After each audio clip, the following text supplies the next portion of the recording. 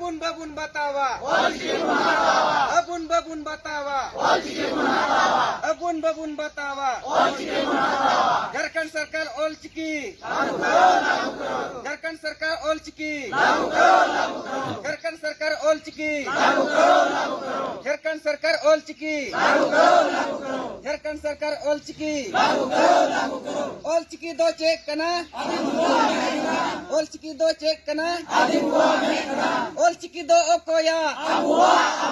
ओलचिकी दो ओकोया ओलचिकी दो ओकोया ओलचिकी दो ओकोया ओलचिकी दो ओकोया ओलचिकी दो ओकोया ओलचिकी जो भी कुछ दिनों से बहुत ही ज्यादा चर्चा का विषय बना हुआ है, जिसका सबसे बड़ा कारण यह भी है कि एक तरफ संथाल समुदाय के लोग इसके समर्थन में दिखाई दे रहे हैं, तो वहीं इसी समुदाय से जुड़े कुछ लोग संताली लिपि ओलचिकी का विरोध करते हुए भी दिखाई दे रहे हैं, जिसमें संताल परगना के कुछ संताली विशेषज्ञों के अनुसार यह मानना है कि संताली भाषा में बहुत से ऐसे शब्द हैं जिन्हें यहाँ के बोली उच्चारण के अनुसार ओलचिकी में नहीं लिखा जा सकता है, यानी ओलचिकी लिपि संताली के लेखन की आवश्यकता की पूर्ति नहीं कर पाता है और इसी कारण से इसका विरोध भी किया जा रहा है। तो वहीं इस लिपि को समर्थन कर रहे समर्थकों का कहना है कि ओलचिकी संथाली भाषा की लिपि है, जिसे खुद पंडित रघुनाथ मुर्मू ने 1941 में तैयार किया था। लिपि के जनक संथाल समुदाय से हैं, इसलिए संताली भाषा सिर्फ और सिर्फ ओलचिकी लिपि से ही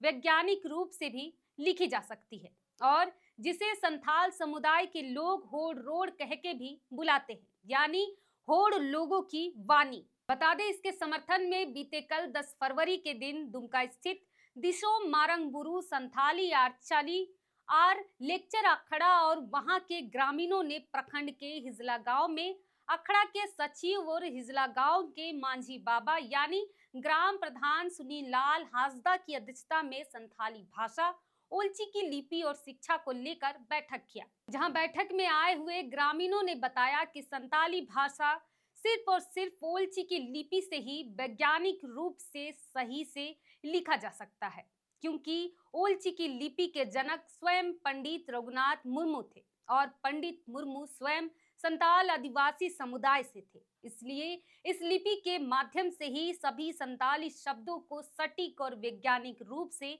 लिखा जा सकता है।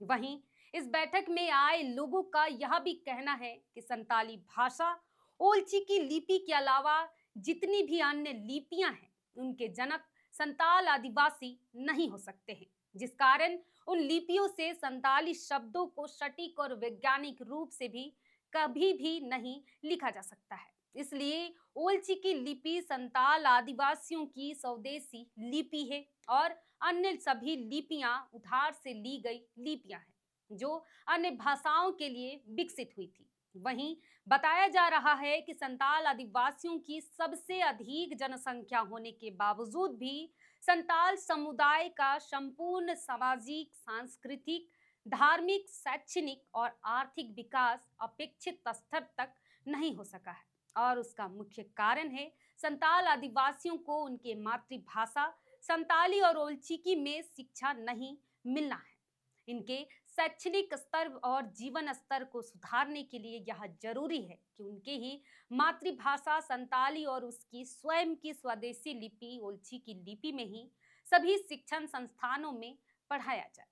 जानकारी के लिए बता दें कि संताली भाषा को संविधान की 8वीं अनुसूची में वर्ष 2003 में ही शामिल किया गया था। फिर भी इसे वास्तविक रूप से बढ़ावा देने के लिए और प्रयासों की जरूरत है। हालांकि कुछ लोग इस लिपि के पक्ष में हैं तो कुछ इसके विरोध में हैं। अब देखना यह है कि आगे चलकर इस पर क्या विचार विमर्श किया जाता है। आपकी जानकारी के लिए बता दें कि संथाली भाषा उड़ीसा, पश्चिम बंगाल, बिहार, छत्तीसगढ़ और अन्य राज्यों में अपने अलग अलग बोली उच्चारण के साथ बोली जाने वाली भाषा है और अब संताली भाषा ओलचिकी लिपि को गूगल अनुवाद में भी जोड़ दिया गया है, जो वाकई में किसी भी आदिवासी समुदाय के लिए बहुत ही गर्व करने वाली बात है, क्योंकि इससे संताली भाषा और ओल्चिकी को अंतर्राष्ट्रीय मंच पर एक नई पहचान मिल सकी है। फिलहाल इन सब पर आप क्या सोचते हैं,